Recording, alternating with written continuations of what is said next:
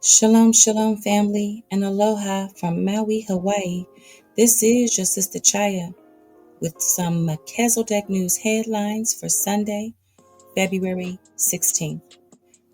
I pray that you all are well. All praises to the Most High, for this is the network that represents for the King of Kings. Family, just in the last 24 hours, there has been a lot of destruction with these catastrophic storms that have formed in the south and the southeast.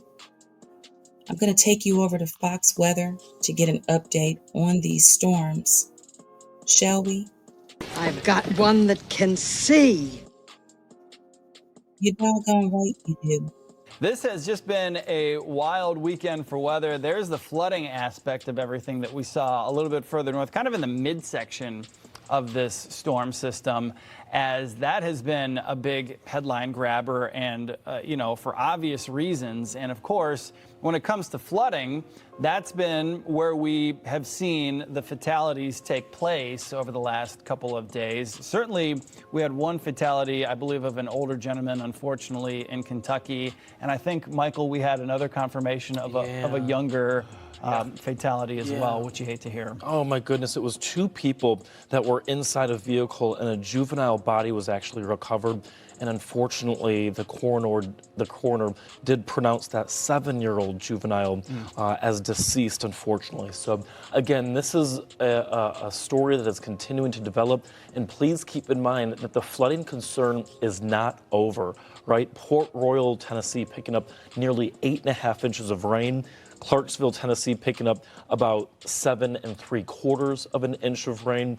And all of that rainwater still needs to flow into the creeks, rivers, and streams. And unfortunately, Adam, what happens is you start to see rivers dramatically rise even in the days after the rain stops. So yes, family, there is still a lot to come regarding this massive flooding situation in the South, affecting states such as Kentucky, Mississippi, Alabama, Georgia, Tennessee. Man, there's a lot going on. Virginia. I'll keep you posted with those developments. Also, I wanted to share with you over in Wyoming. I saw this and I thought, this looks suspicious, but 2 people killed in a fiery crash in Wyoming. Looked like there were cars trying to enter into a tunnel, and then there was an explosion. Check this out.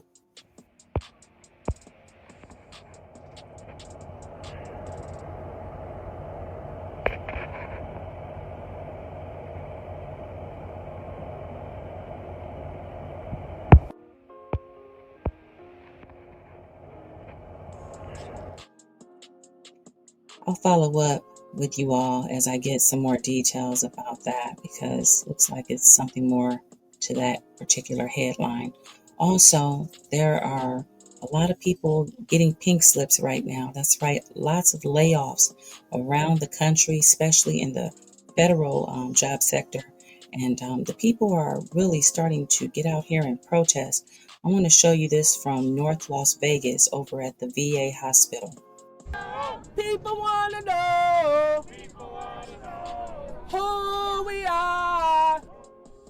They served our country and deserve quality health care. That's what employees at the VA hospital in North Las Vegas are saying about their military patients.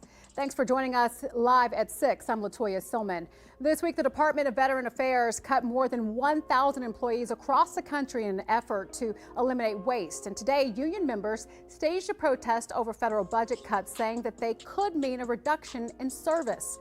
News 3's Denise Rosh is now live at the hospital with the very latest. Denise? The Pentagon and the IRS could possibly be the next federal agencies to see personnel cuts as President Trump and Elon Musk's DOGE works to reshape the federal government. Tens of thousands of workers have already been let go from the Department of Health, Homeland Security, and now the Energy Department.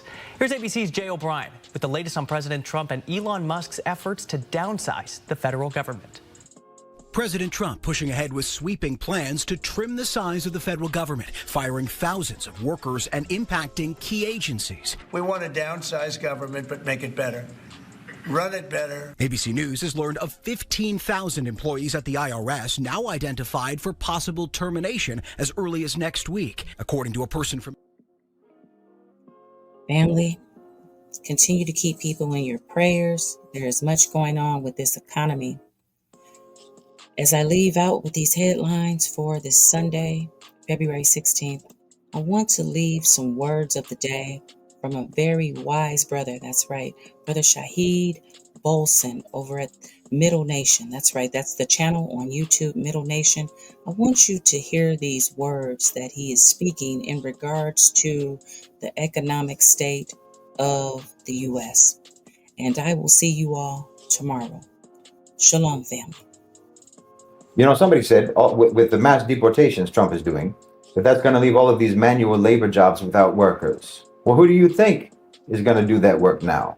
Who do you think is going to have to do all of those jobs that migrant workers have been doing for next to nothing? It's you.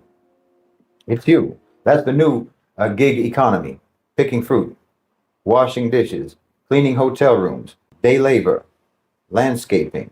Oh, did you think that they were telling you that you don't need college or that college is pointless because of neo-Marxist postmodernism and critical race theory? Is that what you thought? Turns out it was because they didn't want you to be overqualified to pick oranges. They didn't want you to think that you were too good to work at a warehouse. They didn't want you to assume that you could make a livable income on just one job instead of 2 or 3. See, the people on the upper decks of the ship, they know that the ship is sinking long before the people in the steerage, and they have first access to those lifeboats. The elites have known for quite some time that America is going under, and they've already made their plans. They've already made their arrangements, and they made very different arrangements for you. You've been slotted to go down with the ship.